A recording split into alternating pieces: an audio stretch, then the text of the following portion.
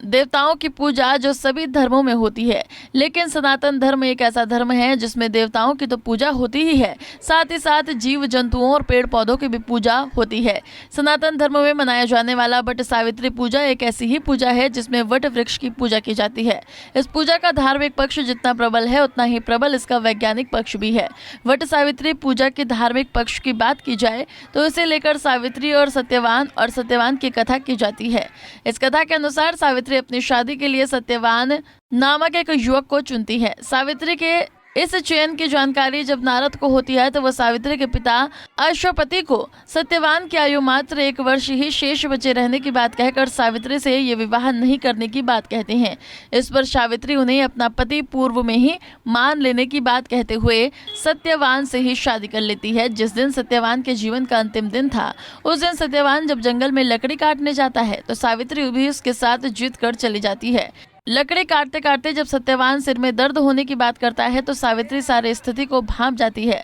वो अपने पति के सिर को गोद में लेकर एक वट वृक्ष के नीचे बैठ जाती है, क्योंकि वो जानती है कि वट वृक्ष में भगवान भोले शंकर का वास होता है। वट वृक्ष की लटकती जटा जड़ को शिव शंकर भगवान का जटा माना जाता है। भगवान भोले शंकर के बारे में माना जाता है कि ये विधाता के लेख को भी बदल सकते हैं। निर्धारित समय पर जब यमराज सत्यवान के प्राण को हर कर वापस यमपुरी लौटने लगते हैं तो सावित्री भी उनके पीछे पीछे चलने लगती है। कुछ दूर जाने के बाद यमराज पीछे मुड़कर देखते हैं तो उन्हें सावित्री अपने पीछे आते हुए दिखाई पड़ती है।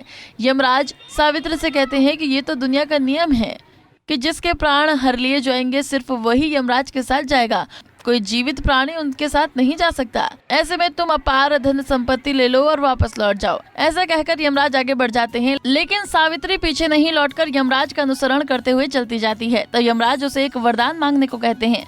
इस पर सावित्री अपने अंधे सास ससुर के लिए आंख देने की मांग करती है, लेकिन इस मांग को पूरा होने के बावजूद वो वापस नहीं लौटकर फिर से यमराज के पीछे जाने लगती है। यमराज उसे दोबारा वर मांगने के लिए कहते हैं तो वो अपने पिता अश्वपति के लिए एक पुत्र की मांग करती है, लेकिन इस मांग की पूर्ति के पश्चात भी सावित्री यमराज का अनुसरण करना नहीं छोड़ती। इस पर यमराज सावित्री से एक अंतिम वरदान मांगकर वापस चले जाने की बात करते हैं। तब सावित्री अपने सास ससुर के लिए एक वारिश देने की मांग करती है। यमराज इसकी भी स्वीकृति दे देते हैं, लेकिन सावित्री फिर भी वापस नहीं लौटती। तब यमराज क्रोधित हो जाते हैं और सावित्री को श्राप देने की बात करते हैं। इस पर सावित्री कहती है कि आपने मुझे जो वरदान दिया है वो मेरे पति के जीवित हुए बिना संभव नहीं है, क्योंकि मेरे पति मेरे सास ससुर के एकमात्र पुत्र हैं और मेरे सास ससुर का वारिश सिर्फ उनसे ही संभव है। सावित्री की बात सुनकर यमराज को अपनी गलती का एहसास होता है, लेकिन अपनी प्रतिष्ठा के लिए वो सत्यवान के प्राण वापस कर देते हैं। इस प्रकार सावित्री ने अपने सतीत्व और बुद्धिमता के बल पर न सिर्फ अपने पति के प्राण वापस करवा लिए, बल्कि अपने सास ससुर की आंखें और खोए राज्य के साथ साथ अपने पिता के लिए पुत्र की प्राप्ति भी कर लिया। धार्मिक पक्ष से इतर अगर उनके वैज्ञानिक महत्व की बात करें तो वट वृक्ष एक ऐसा वृक्ष है जो दिन रात फोटोसिंथेसिस और कीमोसिंथेसिस प्रक्रिया से वायुमंडल से कार्बन डाइऑक्साइड को अवशोषित करता है, तो वहीं दिन भर के 24 घंटे में लगभग 20 से 22 घंटे तक ये वायुमंडल में ऑक्सीजन भी मुक्त करता है। वुमन वट वृक्ष एक ऐसी पत्ती 1 घंटे में 5 मिलीग्राम तक ऑक्सीजन मुक्त करती है। आध्यात्मिक दृष्टिकोण की बात करें तो वट सावित्री पर्व का अपना एक अलग ही महत्वपूर्ण स्थान है। एक बार जान चले जाने पर विज्ञान भले ही इसके पुनर्स्थापन को लेकर मौन रहता है, लेकिन अध्यात्म में यहाँ भी बहुत कुछ कहने और सुनने की गुंजाइश बनी रहती है। सावित्री के प्रताप से सत्यवान के प्राण वापस लौटाने के अलावा भी शंकराचार्य के मंडन मिश्र को शास्त्रार्थ में हराने के बाद उनकी पत्नी भारती ने उन्हें काम विषयक शास्त्रार्थ की चुनौती दी थी। इस पर शंकराचार्य ने इससे अविज्ञ होने की बात कहते हुए भारती से इस विषय पर सशास्त्र के लिए समय मांग लिया था।